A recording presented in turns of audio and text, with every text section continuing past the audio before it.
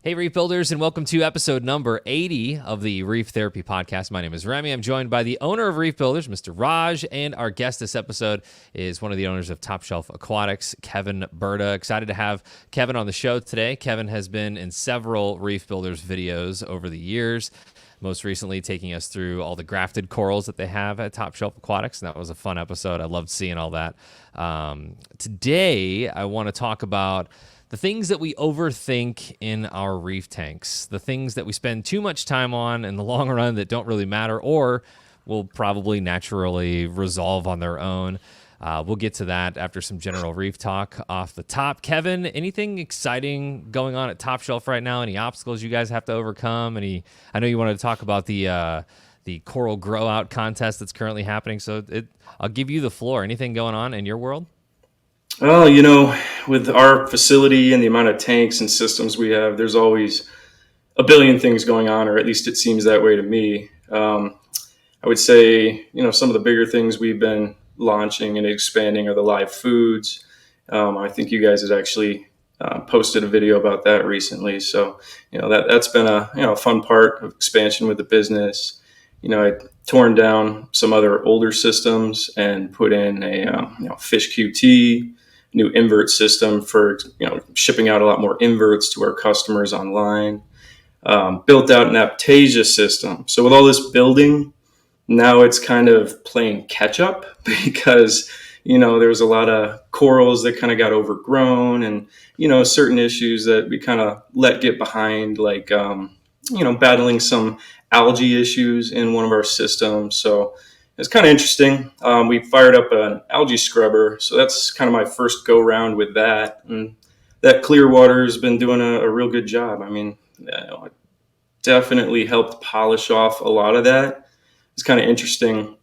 I took the screen and glued the actual algae that we were trying to eradicate to it to kind of seed it and let it sit over the weekend. And within about a week, that thing was really filling in. So I've had a good experience with that. And that's the first time I've really run one, though, on a large system like that. What system is that on? Just from my recollection of the farm, I kind of have a general idea. So when you walk in, if you recall, and you go to the right, there is that one system that was by the packing station where we have a lot of the, the acroporas that we're growing out. Kind of conditioning, ones that we've collected from the wild, things like that before they run through quarantine. And, that one was battling a little of this recurring hair algae. I think it was, partly due to some old tank syndrome, possibly as well. We ended up removing the substrate in that one specific tank in the system and kind of doing a revamp there as well, just to kind of give it a good refresh and boost up the flow and, kind of give it a little jump start. Not to get into controversy right off the top, but Raj, we've got two farm owners now that have said that scrubbers are helping them. What do you say to that? I'd like to see the data on that. Definitely would like to see some numbers on that. But look, if it works, it works, right? Yeah, I think for us specifically, it's not necessarily about just one way of exporting nutrients.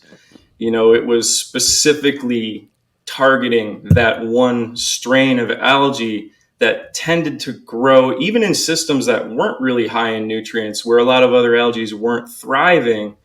And by creating an area where that specific one could thrive, I think it just helps outcompete itself. And, that's the kind of theory there. I mean, we still ran a refugium on that system. We still have a skimmer.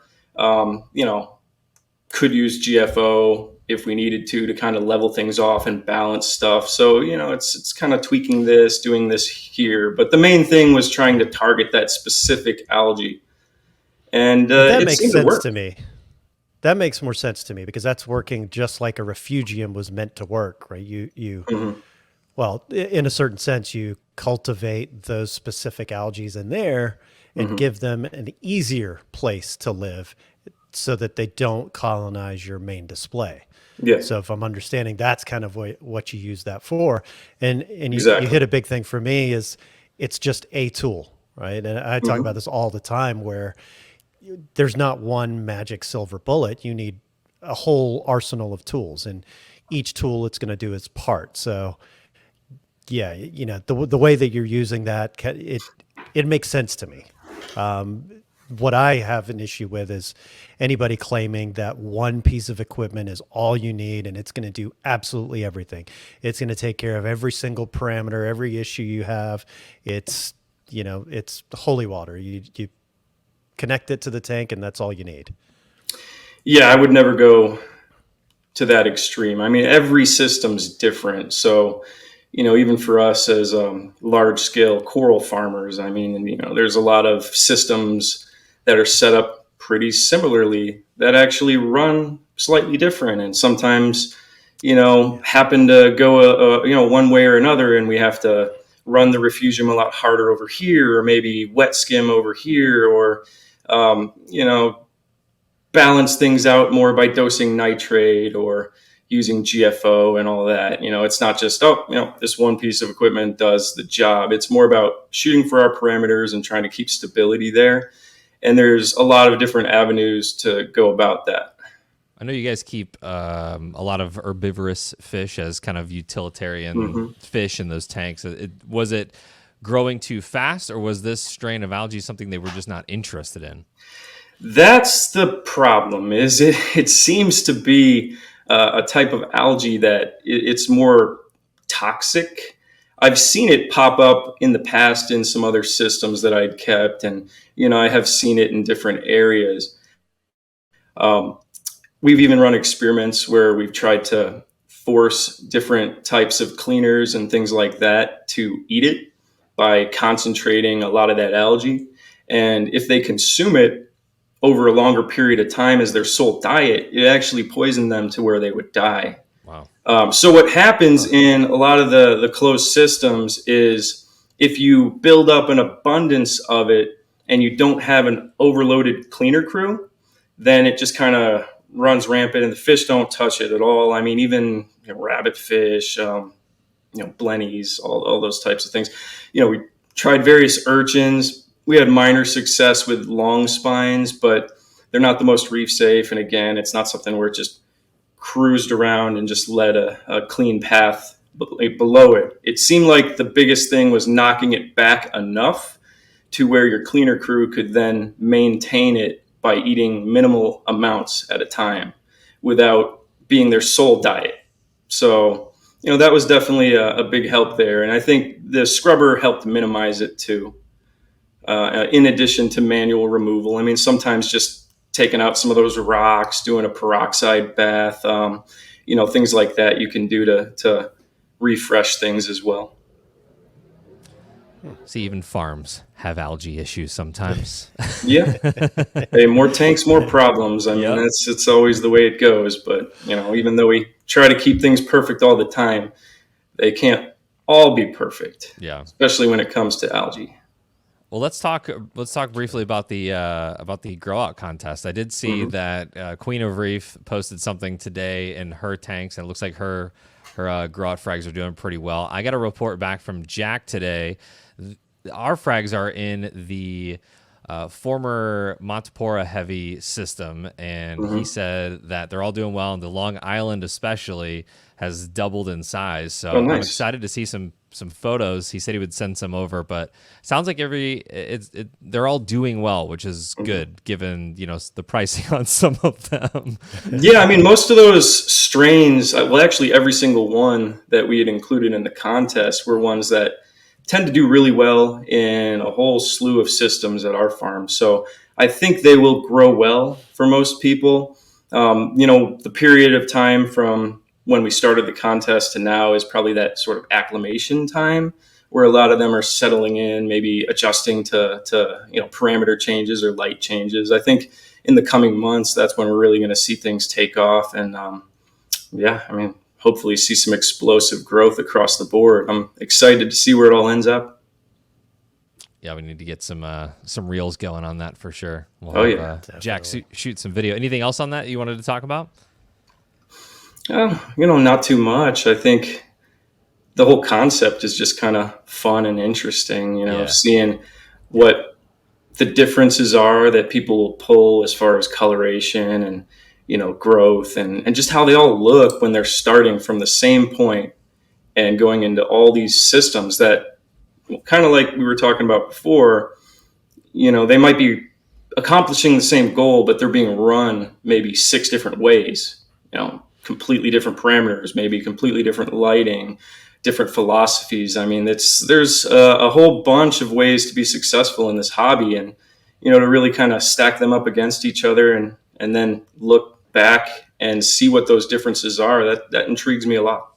Yeah, that's going to be the most interesting part there, is seeing how all of these corals did and how the colors may have shifted. Growth patterns are going to be slightly different, and seeing, what each person was doing, their husbandry practices, their equipment, even their fish load, and stuff that they're feeding. I'm super psyched to get into that end of it, because that's where I geek out on that stuff. So yeah, definitely. Yeah, it'll be fun to see at the end for sure, and compare those parameters. I wanted to get into. Do you have anything else? Anything going on at the farm that you want to talk about other than those couple things, Kevin?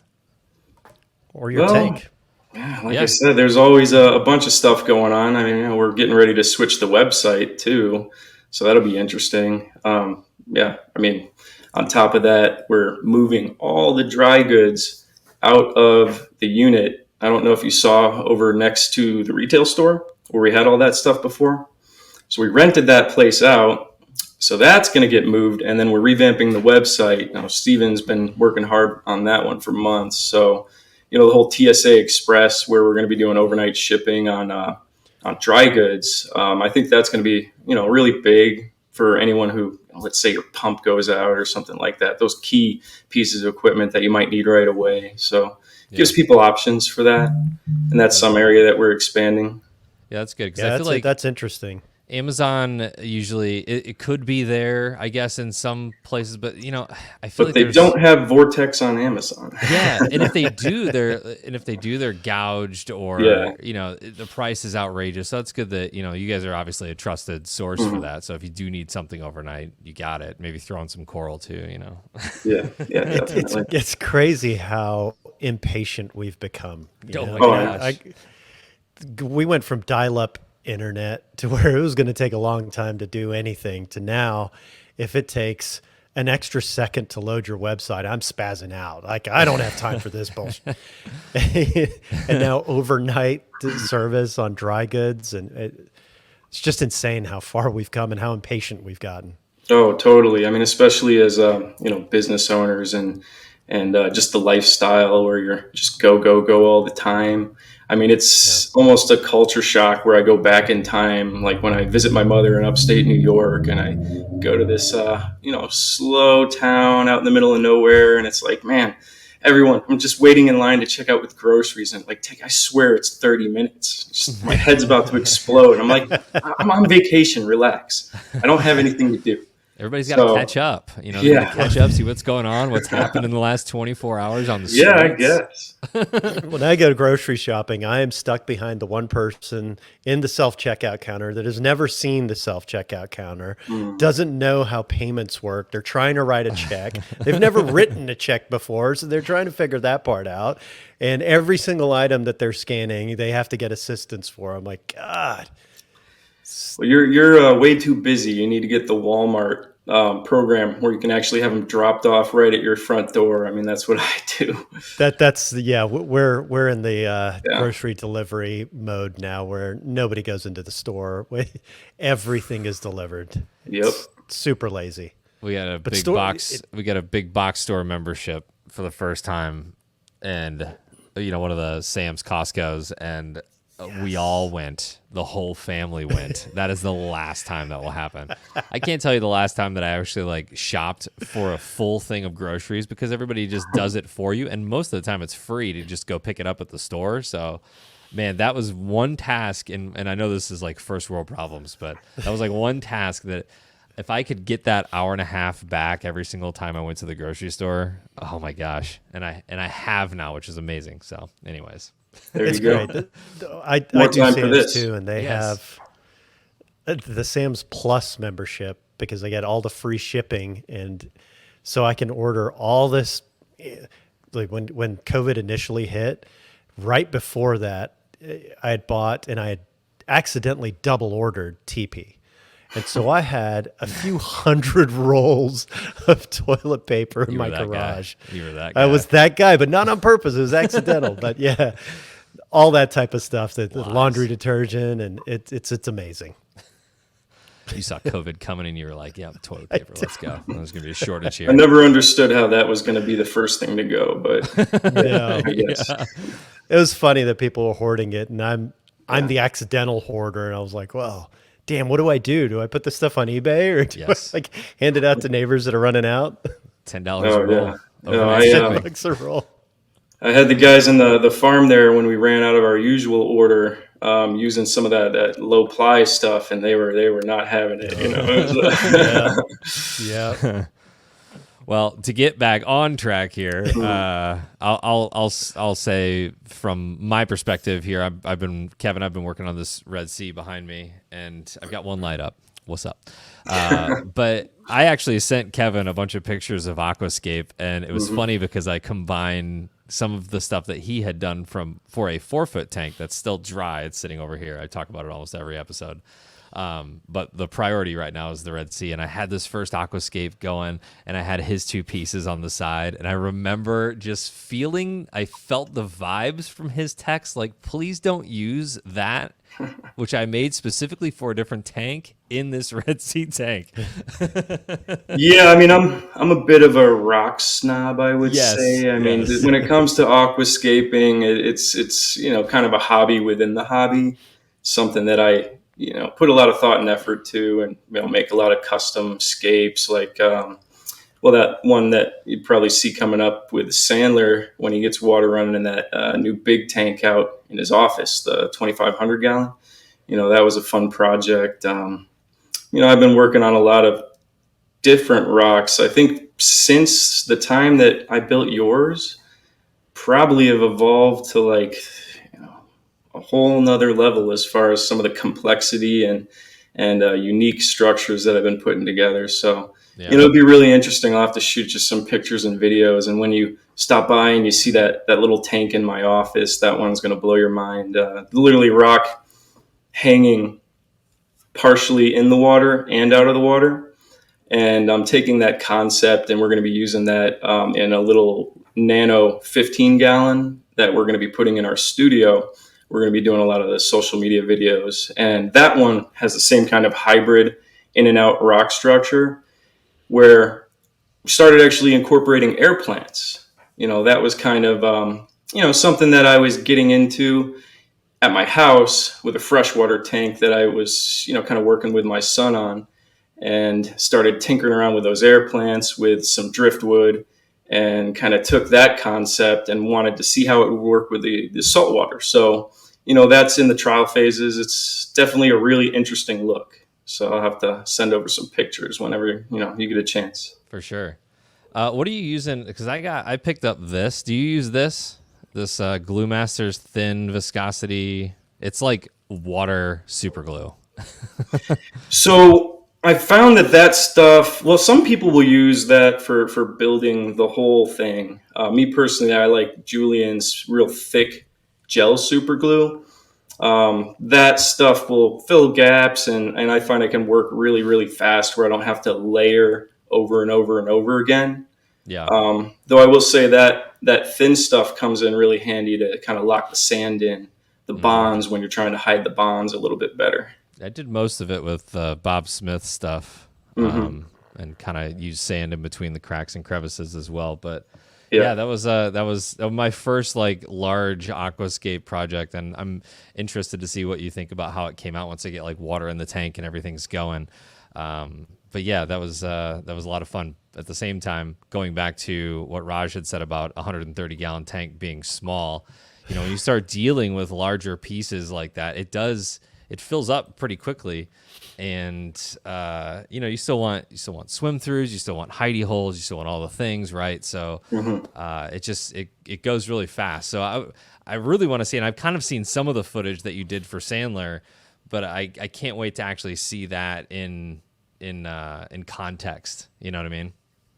Yeah, It looks that'll be phenomenal. his small tank, right? Yeah, right. Yeah. Was it 25? Well, no, it's going to be his medium tank. Yeah, that's true. That's That's true. the medium tank, but it looks pretty incredible. So I can't wait until it's filled. And there's a lot of plumbing going on right now, all the life support equipment going in. So I've got to get back out there too. And I'm looking forward to seeing how that fills in with coral. Yeah, It's going to be definitely. very cool. So I officially am gonna go with live rock, Raj, or at least Ouch. I'm seeding. I'm seeding with some live sand that I got from Tampa Bay Saltwater. And after reading it, so Salem, who's one of our newer writers on the Reef Builders team, he has this recent article talking about bacteria and the microbiome and how we've got UV sterilizers and antibiotics and all these things that we use nowadays, and that's become common practice. But we're doing a lot of damage to the microbiome by doing all that. So I figured, I don't know, I'm just going to try this and we'll see what happens. And if, if I've got mantis shrimp and all this stuff in my tank, then Raj can laugh at me later.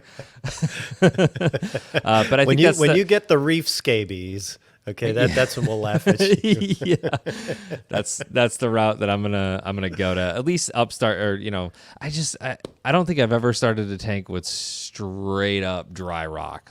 It would be starting from absolute scratch from a bacteria standpoint. Obviously I'd use turbo start or some bacteria involved to start the tank, but I don't know. I feel better knowing that there's some sort of something going on there from a complexity standpoint with the microbiome. So you bring that up. It's something that we've kind of taken that concept, like even way back in the day when I first got in the hobby, it was common practice that you would scoop up the scum from the rock bin, to get as much of that, life out of there and kind of throw into your aquarium. I mean, we have gone far away from those days and try to be very selective about what we put in our aquariums. But to what you were saying, as far as invigorating it with some mature bacteria, we started taking a lot of, like the biomedia spheres from MaxSpec and IceCap and putting those in a lot of our old systems, seeding them with the old live rock. Like I think I have pieces of rubble from my first reef tanks that are still lingering in the store, and some of the sumps and things like that, just covered in all natural sponge and all sorts of goodies in there. So, we do try to seed a lot of that. And then if we start a new system, we'll take that biomedia and put it in a back compartment or a sump or something like that, and then incorporate that with your dry dead rock structure, and a lot of times use live sand to help invigorate that too. And that'll give you a little more diverse bacteria in that system. And then usually we'll seed a tank with a whole slew of different beneficial copepods just to kind of, add what we want. So, we do like the 3 different pods and even the amphipods too. A lot of times we'll seed in there. Any beneficial critters that we kind of find throughout the farm or growing in our systems, like, hey, I see a stomatella snail here. Let me grab like 2 or 3 of these and I'll chuck it in this new system and just kind of get that thing going, like micro brittle stars a lot of times too, just spreading the life around in the tank. So that way it sort of will get you those benefits, but then we don't necessarily have to throw in the mantis shrimp and, some of those more negative critters that you might want to avoid. Yeah. Like some people are scared to death of bristleworms. Some people love them. So, we'll leave that to you if you want those. See, Berta knows what's up. Yep.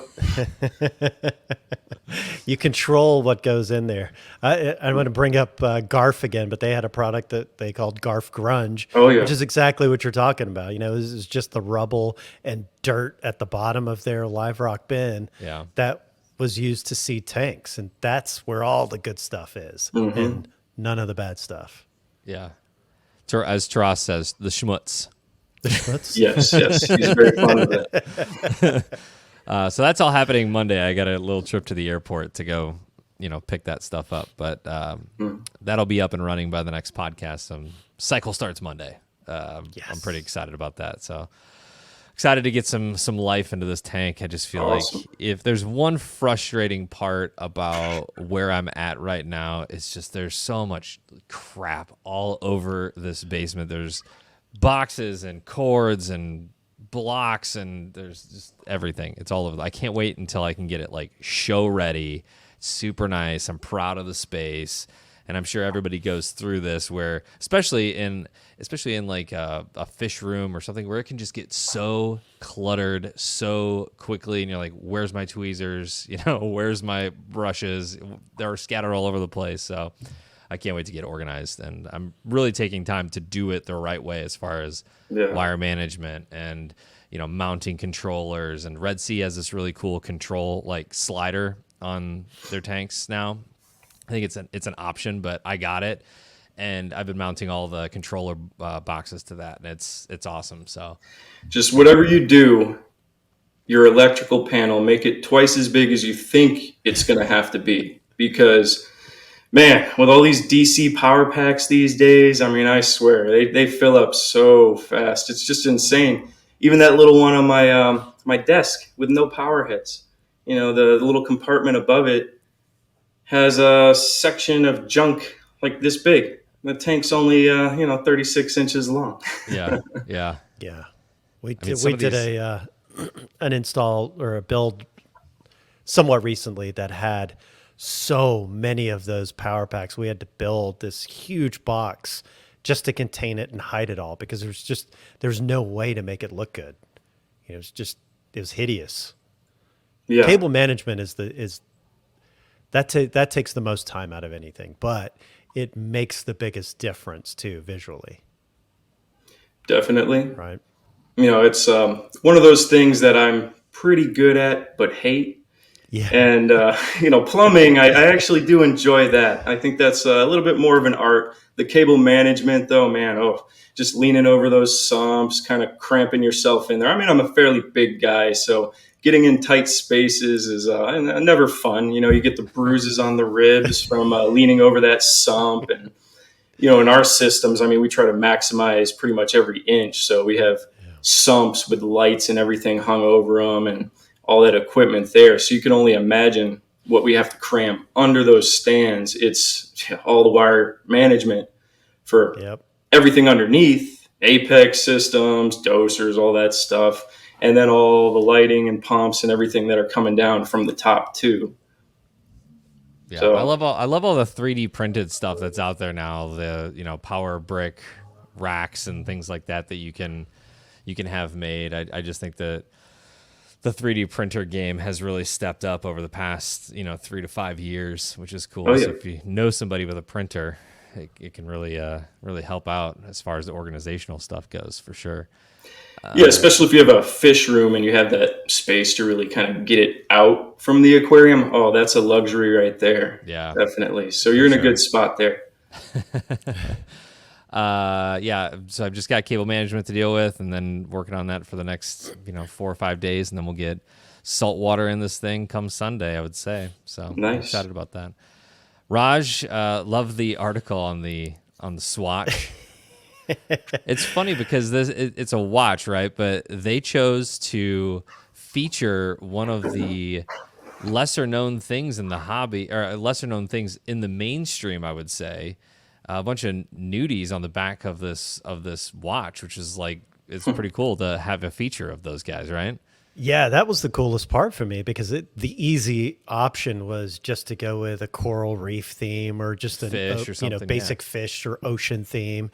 But they went hardcore and picked the nudibranch, right? So the nudibranch from each area or each ocean to represent that ocean. So I thought it was really cool that they went at that deep into kind of looking into the oceans and seeing what animals are in there and picking something that normally isn't used by the masses, right? Or advertised. You don't see that.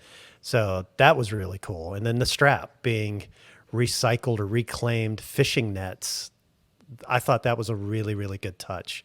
Yeah. But yeah, when I saw that, I totally geeked out because it's just that fusion of the fish stuff that I love and the reef stuff, and then watches, and it's, I don't know, just kind of mashed together. And they're $400 if you can find them. I did go by the Swatch store today while I was in the city, and she told me that they're not even going to get any right now, that there's only 9 stores in the US that got any. Yeah. So They laughed at you, and then they're like, get in one of those Black Friday lines because that's the only way it's going to happen. That's it. So yeah, they're selling online right now for anywhere between $800 to $1,200 a piece. Yeah, so- and it's a $400 watch. Yeah. So if It's you still got a one, Swatch at the end of the day. it is still a Swatch. So, Well, how's the tank coming? so I've been in this slump, and I've been just stuck. And I've been stuck because I've been just overthinking every single detail. I'm stuck because I didn't want. I was trying to figure out, how do I cram absolutely everything I want to do under the stand in my sump, and it just had these mental roadblocks. Stuck with the aquascaping. Like, what do I do? I want to do something different. I want to do something cool. Stuck with lighting. We're at the near Q4 where new products start to drop. So I'm thinking, all right, do I jump and plan around the lighting that is out now, or do I just buy some time and see what new products are dropping? Because maybe I want that stuff. And I just finally got out of all of that funk, most all of it. And I've not going to try and cram everything under the stand. I've freed up room behind the tank so I can do some of the filtration remotely, like I like and I'm more used to, but it just gives me more space to do what I really want to do. So started really moving forward on that, and I'm psyched that I've finally kind of got over that hurdle. And then with the aquascapings, I was really excited that Kevin, you're joining us, because I want to do something different. And I had an idea of taking some of the rock and making a structure, but cutting it and gluing part of it on the outside of the tank and the other half of it on the inside, so it looks like it's piercing through the end panel of the tank. And then, doing something like air plants or other type of aquatic plants and incorporating those in there, because I think that would be a really cool touch to it. I started going down all these rabbit holes. I got out of one funk, and then now I've launched into all these other cool things that I could do, and stuck in this ever lasting, what can I do and what should I do? But that's my latest and greatest. So, how to attach that rock? Can you actually attach the rock to the glass and it hold up over time? Or do I need to figure out some sort of, I don't know, support system that you can't really see? So for what you're talking about, I mean, you literally just want to put a small piece coming So off? what I was going to do is take dry rock and, build a structure or build a piece, not huge, but do something interesting with it, and then take it on a tile saw and slice it so that I have nice clean edges to where it's going to look like part of that rock structure just went through the glass. And the part that's sticking out of the glass isn't going to be huge. So, I guess the internal structure could rest on the floor, but I was ideally wanted it like that, where it's just sticking out of the tank, and floating. I conceptually, I really like the floating idea. I think that could be really, really cool. Yeah, I think it really comes down to how much weight might go on that piece internally. But if you're not planning on putting a lot there, well, let me ask you this. Are you opposed to roughing up your glass at all to give it a little more grip for any adhesive? Yeah, totally cool with that. Yeah, I mean, that would probably work. You could maybe do a tack bond with super glue to just lock it in, and then maybe use something like, a silicone or E6000 glue, and then just sprinkle sand around that, which adheres pretty strong to the glass. and I would probably figure out on the rock too, maybe if you are using some sort of rubberized or flexible adhesive, maybe something where you can wrap it around to sort of lock it in so it'll, Okay. hold Yeah, a little yeah. form there more so long term. But yeah, I would think it would work. I Yeah, I just was thought, thinking, I wasn't sure. So I was thinking silicone, but I wasn't sure if I go acetic cure silicone or do I go something with more elasticity like a Dow 795. There's pluses and minuses both ways, but I guess the worst thing that can happen is it just falls, right? Yeah, that'd be the worst. And you got to breaks drain things it on the way out down. and reattach it. So maybe just mount it high enough so your water changes will attach that one there. I You're mean, I guess if assuming you I'm really actually going to wanted do to go maintenance. crazy, you could drill maybe a bulkhead hole and then put plugs in there or something and then use that structure to maybe embed the rocks around that. But you might have to go a little more different than what you were talking about. It's just a clean cut. Yeah. You might actually have to bond a few rocks to lock it in. What if you just put here? I had a thought with what if you bore out like I don't know half inch of each side and then use reef safe or water safe magnets, and then you can actually remove that when you're cleaning the glass.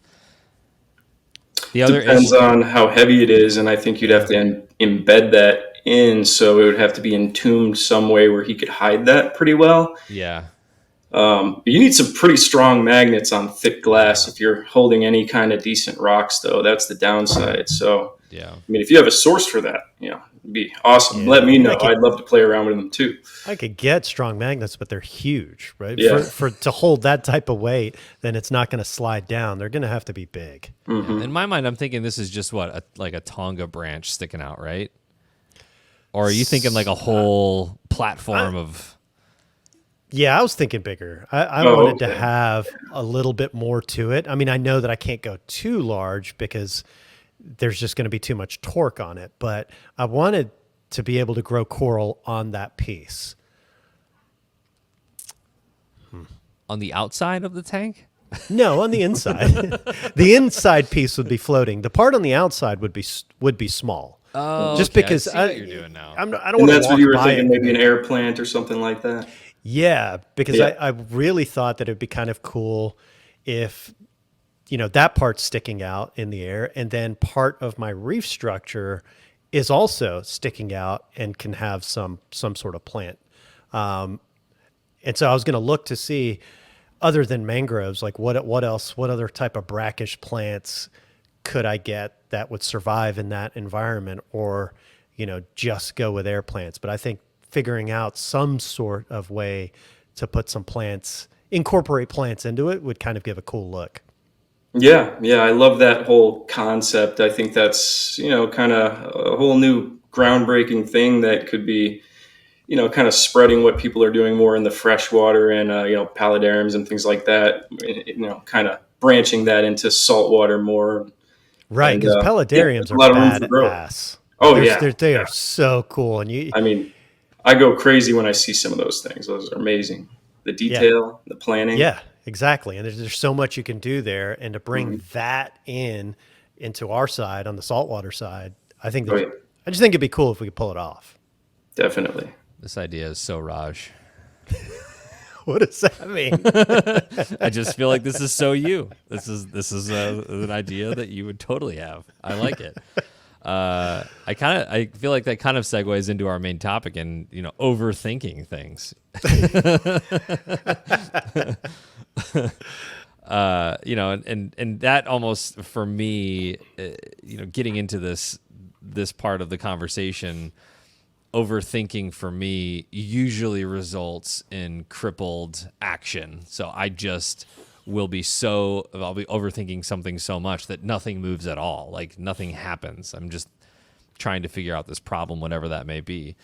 And I know we probably all have some things here, but I'll start at the very, very beginner level here and saying that I think we overthink pests a lot.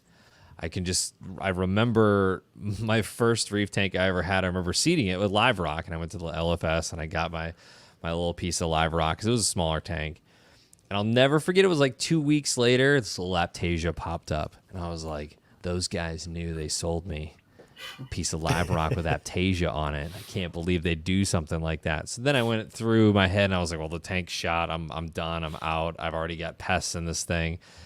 And I just feel like with Aptasia or flatworms or, any of the major pests that we see, they can resolve themselves over time. There are mitigation efforts that can be done. There is hope. There is light at the end of the tunnel in most of these cases. So that would be where I would start with this conversation, is just, the overthinking of pests. An opposing view to that. Something that you're probably really familiar with, herpes, right? Like you're going to do everything. I've been waiting all day for this, I feel like.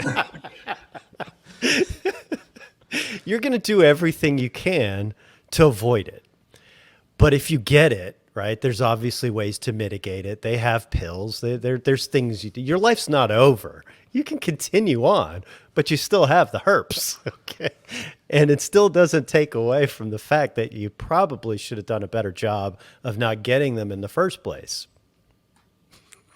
Yeah, I mean, I'm definitely with you there. I mean, prevention is always the best way to not have to deal with problems. But, Remy has a point too when you're talking about the inevitability that certain things will get in the tank, like those common pests. Like Aptasia is one that, man, I mean, I couldn't imagine not ever having that land in the tank.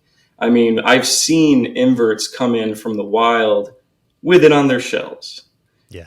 We go through when we're putting stuff into the farm where we'll even scrub the shells and kind of clean stuff to remove, algae. But yeah, I find Asterina starfish on the shells all the time. Sometimes Aptasia, things like that. I mean, we'll glue over it or, put it in a tank where we have peppermint shrimp or copper band or something like that. Again, just kind of educating yourself on what you're trying to deal with, and just, doing it in a way that minimizes the risks and effects overall. Yeah, and flatworms like red planaria especially can just proliferate like crazy in your tank. And I remember the first time that I got that, and I was like, God, it's like gut wrenching the first time you see the amount of flatworms that can come off just one single frag plug in your tank. You pull it out, you're dipping it, and it's like there's 300-400 that you didn't see that were existing on this frag plug, and that can be really disheartening. And I feel like if you're a beginner, you're going through those beginning stages the first couple of years, don't let that discourage you, because there are the 6-line wrasses out there, the pest-eating fish. You can manually remove it. There's some chemicals I did not try. I think flatworm exit is the one, but I did not try that. I wanted to kind of stay away from any chemicals in the tank. But if, push comes to shove, that's available as well. So I think there's a lot of ways that you can get around that and not to freak out about that kind of thing or overthink it too much. Yeah, I mean, once you've got it, you're right? You can't freak out about it. You just have to deal with it. I mean, you really, it's something I adopted many years ago, is I only worry about the things that I can control. And once you have it, right, you don't worry about it in that sense. And now you just focus on what are you going to do to address it. I had a massive outbreak of red planaria in my 10-foot reef at home. And it was devastating because they just, one day they weren't there, and the next day they're just everywhere. Like everything is covered. I'm looking close and going, what the hell is that? And they're just everywhere. It was a plague. And there's just lots of good ways to take care of it. I went with a Melanaris wrasse that just decimated these guys. It was fantastic to watch that guy do its thing. And he actually turned into a super male in my tank, which was really, really cool to watch him go through that entire life cycle. So it was because of the red planaria. It was because of the red planaria. I never would have had that fish. Yeah. I never would have bought that wrasse if it wasn't for that issue. So it's not the end of the world, like you said, and good things can come out of it. I think what's important for a lot of people is when they're starting off the tank early on, maybe having a stocking plan that they can put in place. So the biggest thing with something like planaria is having, like you mentioned, fish that graze on it naturally. When it gets out of control with nothing consuming it, it just explodes and can have exponential growth to where a lot of times it can get so dense in a system that the fish even struggle to remove it and eat it at a fast enough rate to ever really knock it back enough. And then you may have to go through more drastic measures like dipping rocks or, larger sections or doing flatworm exit or something like that. So, let's say you stocked your tank early on with a small wrasse, like Raj mentioned, or, even a dragonette or something like that, that's very invert safe is a great one to nibble on a lot of those planaria and many systems. Especially if it's a larger tank that has some copepods and things like that in there. And they even have aquacultured ones now too that will pretty much eat frozen food right out the gate. So, that's one of our go-tos. I prefer them just because sometimes those wrasses can take out the shrimp, things like that. Yeah. Yeah. Well, I wanted to start the conversation there. Kevin, do you have anything that you believe is overthought in the hobby? Well, a key area I would probably recommend for people to look at is just source of information.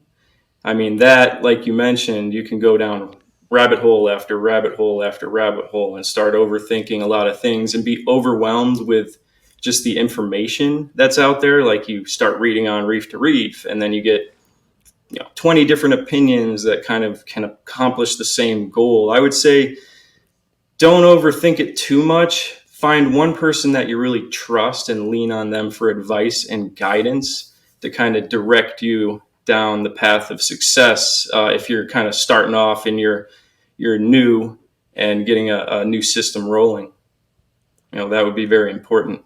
Yeah, I even think for intermediate and advanced hobbyists too, I find myself getting caught up in that.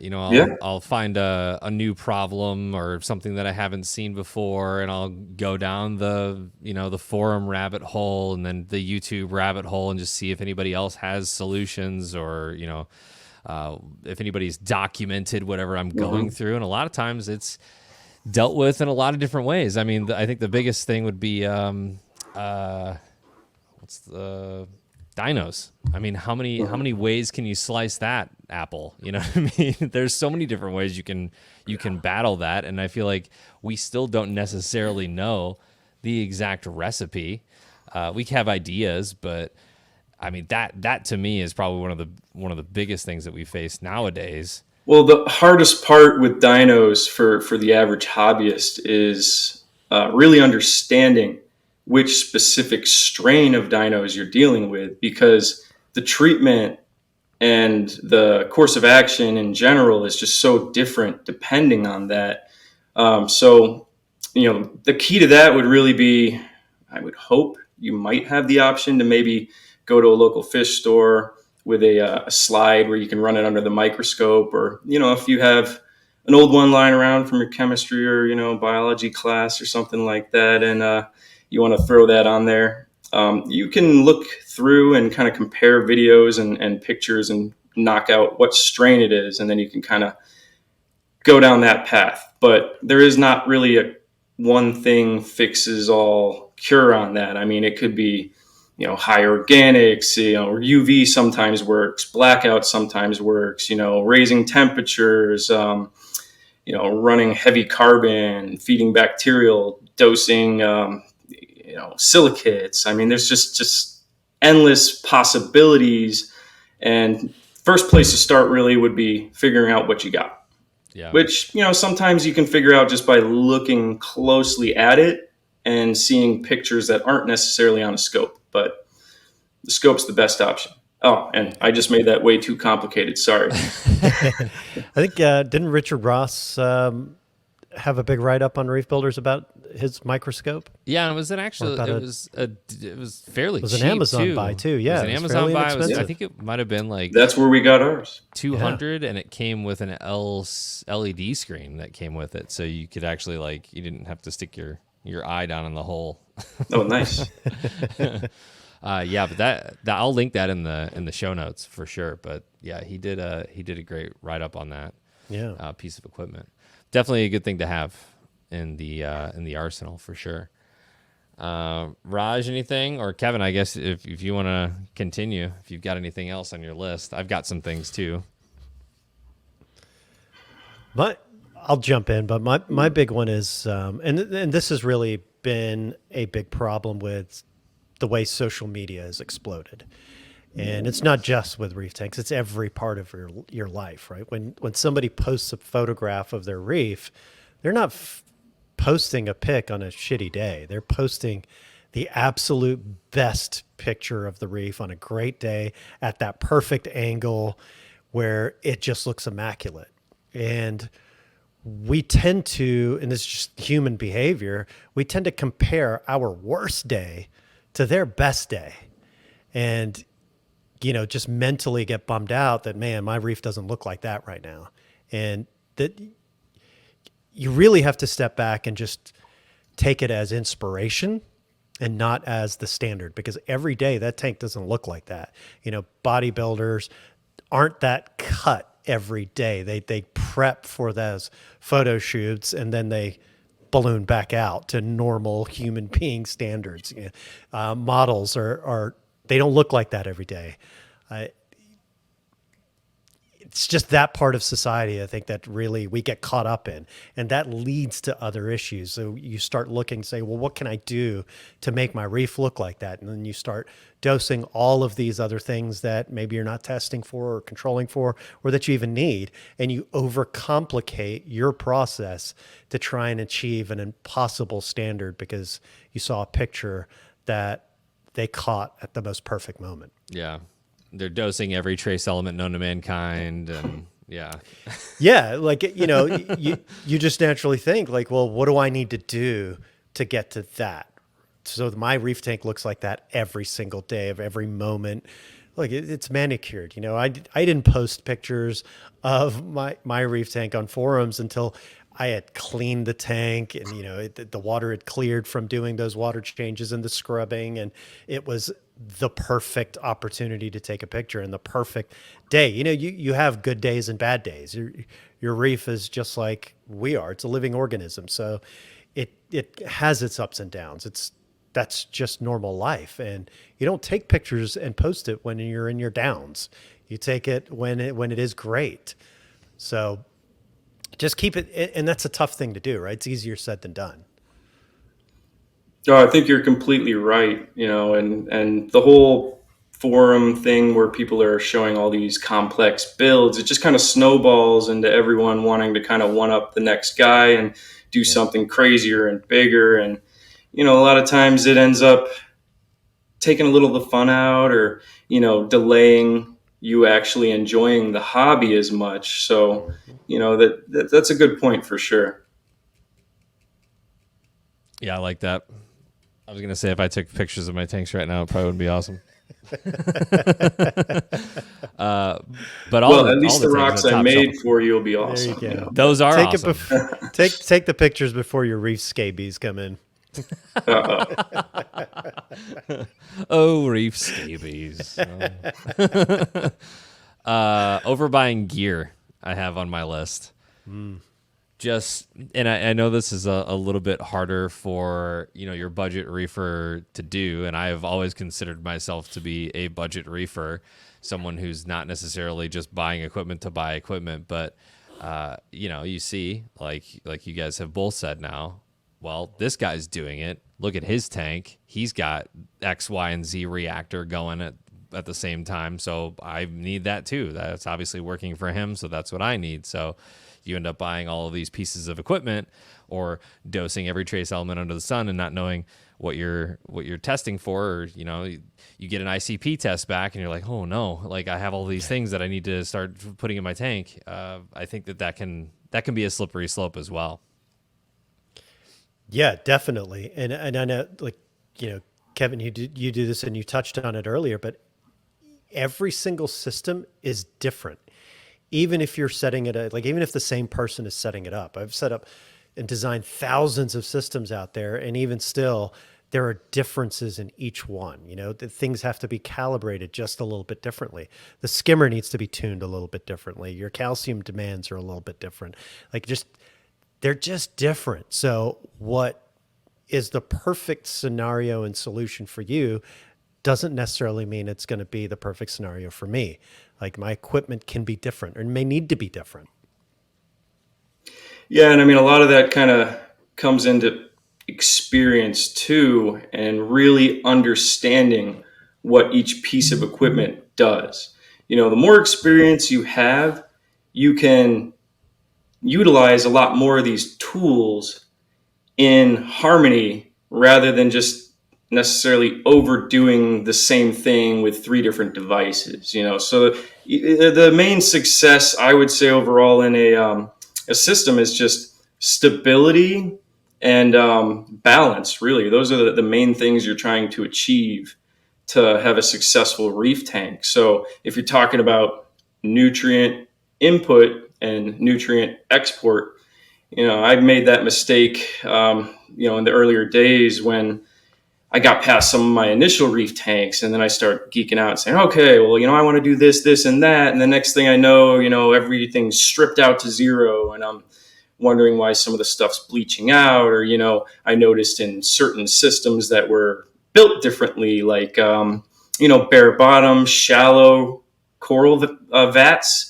They needed significantly lower turnover rates. A lot of them we didn't even need to run protein skimmers on or run reactors on or anything like that. They just ran significantly simpler and cleaner overall. So a thing I would say really helps build those fundamentals would be starting even with something as simple as a nano tank, because it kind of forces you to really observe and get down to the basics in the reef and really understand how things are going and becoming one and observing. And it just simplifies it down to the core, where you're talking about, cleaner crew, water changes, basic maintenance like filter media and putting simple chemicals in the back. But there's not as much equipment that can go wrong or overcomplicate it and confuse you. So, a lot of times people say start with a bigger tank, but I think if you're really trying to accelerate the learning curve,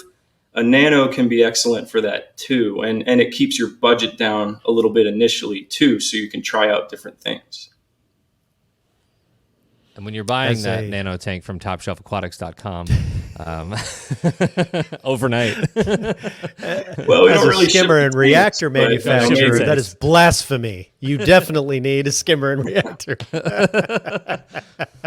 So much just conflict depends here. on how many fish you want to cram in there. I mean, like you were saying, some of those social media videos where they have just thousands of fish swimming around in huge schools, it's just not quite achievable.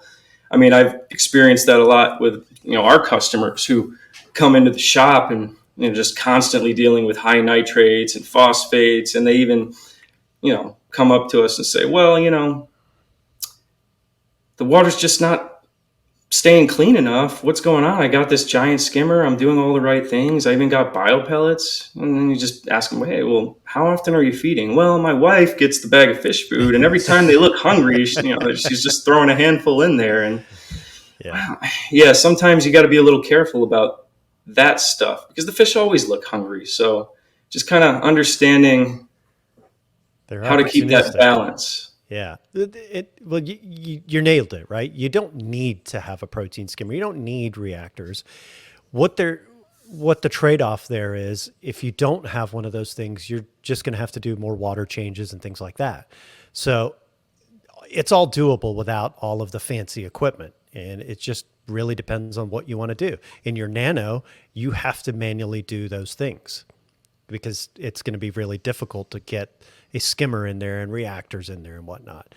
But stability is key, right? So, and we often get caught up in chasing those numbers. That's a big thing that we do, is we chase numbers. And you want to try and hit that pH of 8.2, but you're at 7.8 and you keep trying to change it. Well, just as long as it's 7.8 stable, you're good.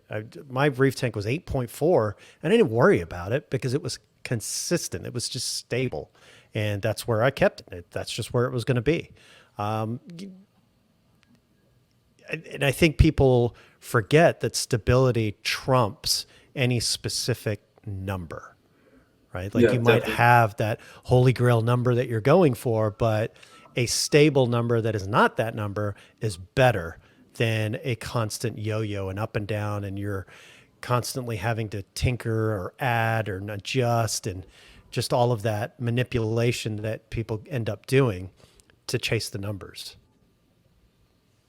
Yeah, and I mean, every person, depending on what level of the hobby they're in and what challenge they want, can kind of look at it. And if you want to take it to that next level and really try to optimize that pH and accelerate the growth of your SPS, then go for it, if you've got to that point.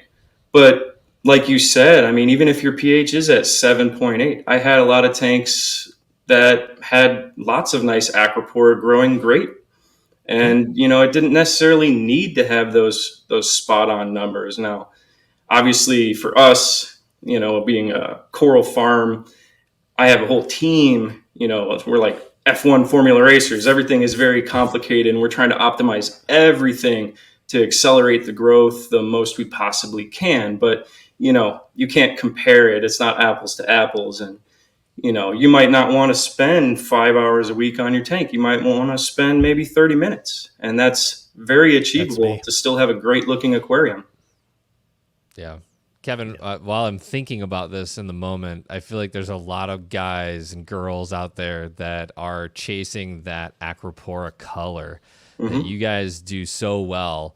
And, if you, again, going out to the forums and things like that, you bake it at 800 par, 800 micromoles or whatever it is. You see all these crazy things that people are doing. But from your perspective, you guys do this on a daily basis now. You've kind of honed it in. Where would you start with that?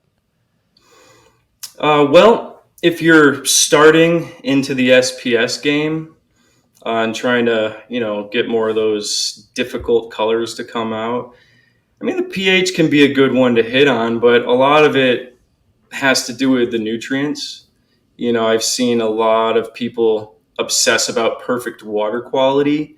We actually aim to not achieve perfect water quality, as crazy as that sounds. I mean, we never want to even come close to really bottoming out on nitrate or phosphate. Now, some of the buffer we keep in our systems is because we have them packed so full. But that being said, I would never really go below 0.05. It leaves that kind of level of phosphate in the water where it's not going to grow algae too crazy. And we usually don't go below 10 on nitrate either. And we achieve great color, and we hit the corals pretty heavy with deep blue spectrums, but we run, at least 3 to 4 hours of intense white spectrum as well. And yeah, proper nutrition too for the coral. We throw in the various phytoplankton and benepets and stuff like that too, just to add a little extra. But I've had great reef tanks too, where just the fish poop has led to great colors as well. So it's not always one size fits all, but that's what we do, and we've had great success over and over continuously in many different systems. And I think being able to duplicate success is one of the most important things to kind of define what a credible source of information is. So, anyone who wants to kind of get guidance down that path and get more into the SPS, I mean, they can definitely reach out and we can help them with questions and tune into some of the videos that we're posting. Did you guys ever buy into the whole 0-0 thing? Zero nitrates, zero phosphates, ultra low nutrient systems. Did you guys ever buy it? And then I never for a really while.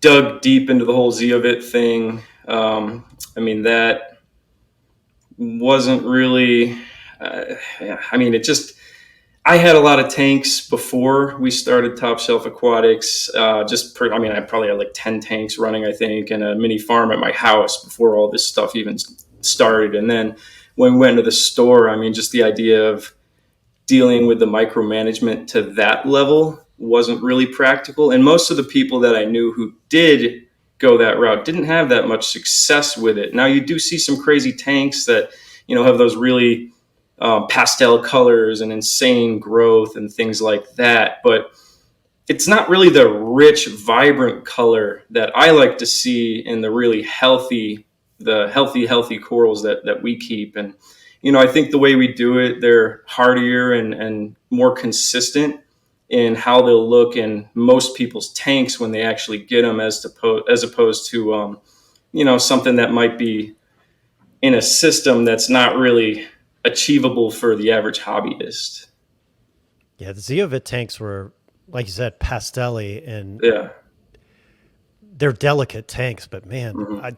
I love that look. I thought it was just so cool, but I don't have the patience for that, so I never really attempted it, but admired it from afar for sure. Yeah, I mean, I had a lot of issues in the past where you kind of dip down too low on the nutrients. You start to see certain things, maybe RTNing a little bit or STNing. So I think there's a real fine line in, really accelerating things and getting that look versus the health of the coral, which can be achieved by having, a little higher nutrients. And it's usually easier to maintain a mixed reef that way too. So if you're going to be putting a lot of softies and LPS in there as well, we've found that they do appreciate a little higher levels as long as you can maintain, minimal algae. Yeah, I mean, maybe fish selection sometimes can be a thing that people can overthink a little bit. Like they may have goals that are a little too far out there, like, oh, I want to have, 10 tangs in this reef tank, and I've seen these people doing it, and, I'm going to go and I'm going to get a gem tang and a yellow tang and a purple tang, and I'm going to have them all living together and QT them and, keep them in there for 2 months, and I'm not going to have a spot of ick. And, that I wouldn't recommend That's going been down my that path. problem. I mean, that's more of the high level, risky game there. That's been my problem on the coral side, just perusing through your damn website and like, oh, I want that one, that one, that one, that one. And I don't have the real estate for that. And so that's been frustrating on my end because I want it all. I want all the stuff. Yeah, but Well, like you that's said, why you start with frags and keep your favorites. yeah, or have that stock list. I think that's huge. I have not done that. I am the yellow tang, gem tang, purple tang guy right now, and I need to sit down and kind of hone in what I really want to put and throw into this Red Sea behind me. So, Well, I mean, you have a lot of experience and you have a wealth of information at your disposal to achieve that if you want to. And you also know the risks. So, that's kind of, it's not that you can't challenge yourself with those things. I'm not trying to be negative about that. I will always encourage people to push the limits and go to the extremes when it comes to their reef tanks. But, maybe not if you're starting off, or it's, a tank that you may not like. Oh, I had a 20-gallon Nuvo and I was doing really well. Now I'm going to jump right into this and do all the crazy stuff that I saw in Andrew Sandler's tank. Maybe there's a middle ground there. It sounds like me. I jumped from my 29-gallon to my 10 by 3 by 3 reef. yeah, I think the course of action with this new tank is just going to kind of be what I've always done, and that's start with the basics and just kind of add as I go, as I need. And I think that with this, I've had the luxury of, having all the equipment that I need up front, which is not something that I'm used to. So I do have a protein skimmer and I do have the reef mat in there right now. Highly doubt that I'll need the protein skimmer for quite some time, given the track record of the reef mats. And honestly, with a bare bottom tank and, all the things that are kind of minimizing the risk other than my ocean scabies that are coming in the mail. I think you just have to start from the basics and then build from there, because once you've managed those things, those add on. I think that where people might get a little bit overboard is when they get to that point where, I don't know, maybe they get a little bored with things and they start adding on things that don't really need to be there. But yeah, I'm not there yet. So Yeah. Well, if it ain't broke, don't fix it, I guess. yeah. Except, well, we kind of do that all the time at Top Yeah. Shelf. We're always trying to make it better, but usually we do. Usually we do. With one advice I would give you with your setup is, even if you don't think you're going to use that equipment, just leave a spot for it, just in case. So that way you don't end up having to tear apart wire management or add another cabinet down the road or something like that. So that's always valuable. I've made that mistake. Yeah, it's in there. It's and I think it'll probably just stay in there until online, but we'll see. We'll see how that goes. I need to get all the cables managed and all that kind of stuff. So I think there's some valuable information in here for everybody listening. So I'm happy that we kind of got some of that out there and into the wild. If there's nothing else, you guys have anything else you want to talk about? Kevin, any plugs for Top Shelf? Anything you guys got coming up? Any events or live sales or anything like that? Don't know off the top of my head. We just had a big sale, so I don't think right away. But we're always doing something. So yeah, we got some nice corals, some new releases that we're getting ready to pop up on the site. So yeah, just keep posted.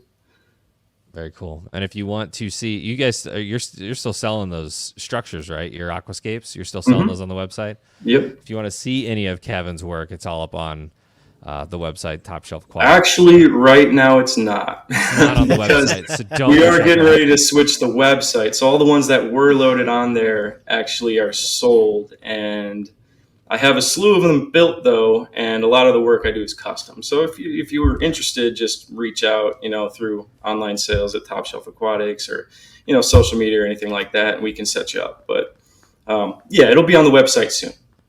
Very cool. Very cool. Well, Kevin, I want to thank you for joining us on the podcast tonight. If you've got any questions for Kevin or for Raj or myself, go ahead and leave them in the comment section below. If you're listening to the audio-only version, then you can find us on the Reef Builders socials. I want to thank you guys for joining me on this evening or wherever this podcast finds you, and we will catch you in the next one. Yep. Thanks for having me. Thanks, guys.